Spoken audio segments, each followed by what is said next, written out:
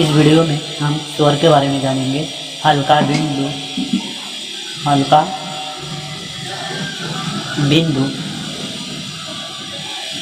और हल्का डैश, हल्का डैश। ठीक, तो हल्का बिंदु में आपका जो व्यंजन है इसमें लिखेंगे। जैसे आपका है ए, ओ,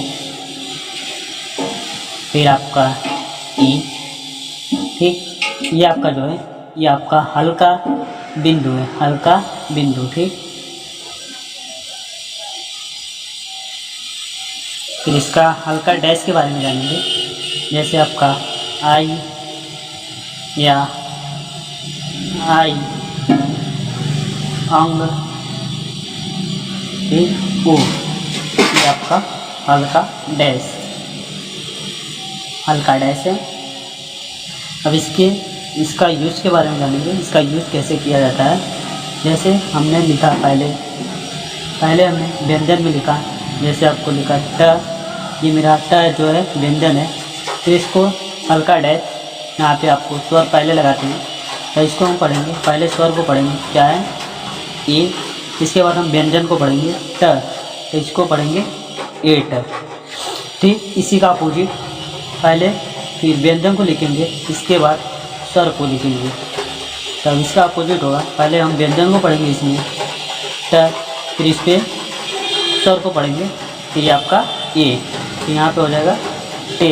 ठीक, इसी प्रकार आपका सेकंड फॉर्म जो है, सेकंड फॉर्म में ओ है, तो पहले व्यंजन को लिखेंगे ट, सेकंड फॉर्म ओ है, यहाँ पे लिखेंगे ओ।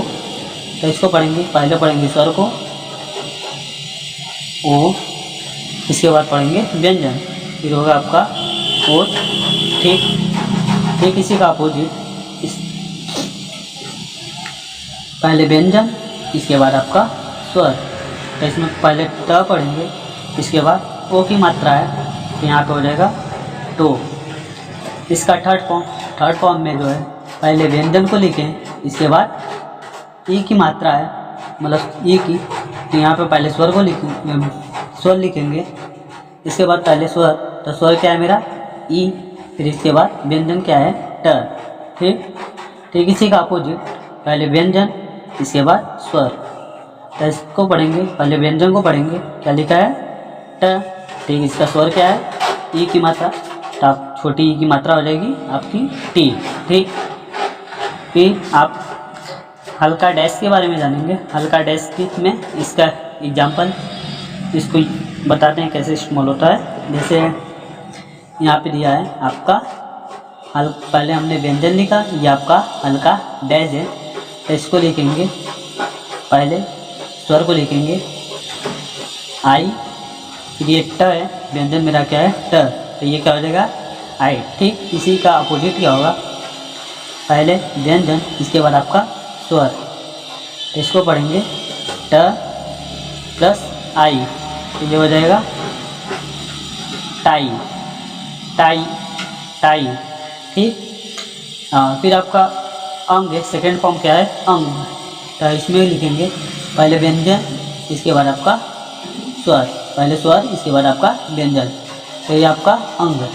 अंग में जो है ये आपका डैश है, हल्का डैश, इसके बाद पहले जो है आपका सेकेंड फॉर्म अंग, तो इसको करेंगे अंग, और ट जो है मेरा व्यंजन है, इसको लिखेंगे अंट। ठीक, इसी का अपोजिट होगा आपका पहले क्या है व्यंजन ट है, इसके बाद आपका स्वर जो है हल्का डैश स्वर। तो पहले इसमें लिखेंगे व्यंजन को, तो व्यंजन क्या है ट अंग, तो ये क्या हो जाएगा टंग।